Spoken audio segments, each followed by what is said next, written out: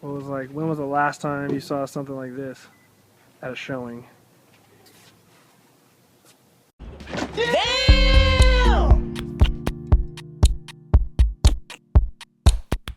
Damn, yeah? Damn's about right. What's up, guys? Bryan Lebo here with your March 2021 update video.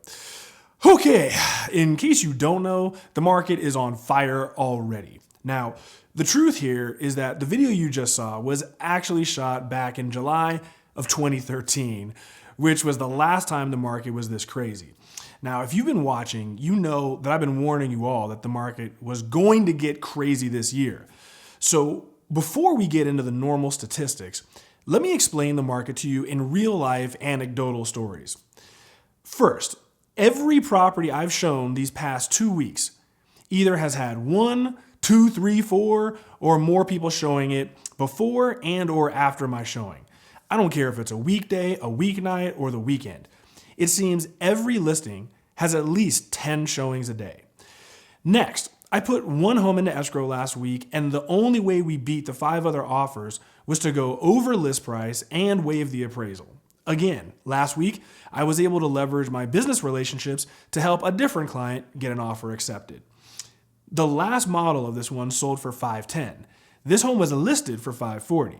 They already had multiple offers at $550, including waiving appraisal contingency, etc., etc. We had to come in at $555 just to even get our offer accepted. I had another client for $1.3 million. We offered $1.375 and lost. We literally lost to a cash offer after going $75,000 over list price. Another client of mine 2 weeks ago was leaving town for a week and wanted to come back, view a $2.7 million home, and then just write an offer on it. Over that very same weekend, that $2.7 million home sold in 2 days. So right now, it doesn't even really make a difference what price point you're in. The market is terribly competitive out there. Again, this is what I've been warning you about for months now. Just check out my housing market update video in January, where I told you this was going to happen. Now, I chose that video at the introduction just to illustrate foreshadowing. Now, so far, I haven't seen 15 cars show up at the exact same time for a showing. Not quite yet. But I've lived through this exact same cycle 2 times before, in the early 2000s, and then again in 2012 and 2013. For totally different reasons, this could quite possibly be much worse by the time we get to late spring and summertime. Okay, with that said, let's go ahead and check out the analytics. First up, our last month's sales. Last month, we sold 2,542 homes. That was a 12% increase over February of last year. Great numbers and really not very surprising at all.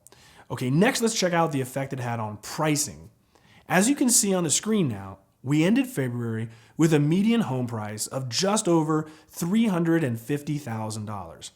This was a 2% increase in just 1 month. 1 month. This puts us up 11% from our median price of $315,000 last February. Now, remember, the median price last month reflects the homes that went into contract in December and January.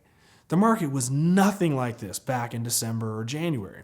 So can you imagine what these numbers are going to look like in, let's say, late March and then April? Yeah, I'm guessing some massive increases to value here. Okay, now let's get to the real pain, inventory levels. On the screen now, you can see that we ended February with only 2,009 homes on the market. Now, spoiler alert, as of right now, we're under 1,900 homes. We currently have only 43% of the inventory we had at this very same time last year. And even last year, I was complaining about how low the inventory levels were then. This one metric pretty much explains our market in a nutshell. Okay, last but not least, let's check out our newest metric, which is housing absorption by price range. This illustrates how quickly and how saturated certain price ranges are reacting. First are homes under $250,000. Right now, 69% of these homes are currently under contract. Next, we go to $250,000 to $500,000. Not only is this the largest price segment we have, representing about 2/3 of the entire market, but this is also the most competitive at 75% absorption rate.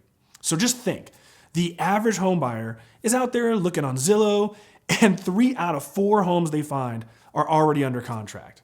That's depressing for anyone. All right, next, let's see 500 to 750.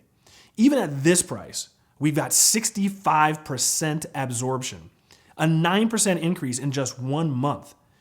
Trailing closely behind is 750 to 1 million at 56% absorption.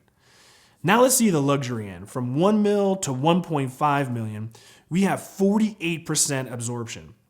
Now finally, in the ultra luxury market, we have 37% absorption for homes over $1.5 million.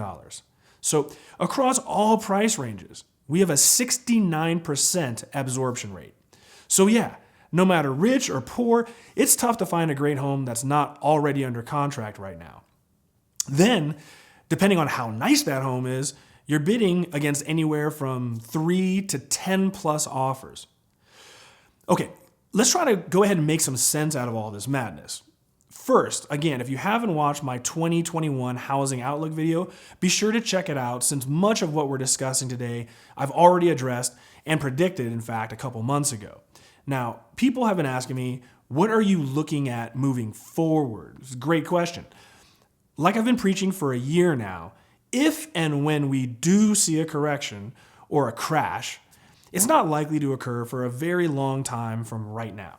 So let's even stop talking about that for the moment. The reality is that as long as inventory is diminished and demand remains consistently high, prices will continue to increase for an indefinite period of time.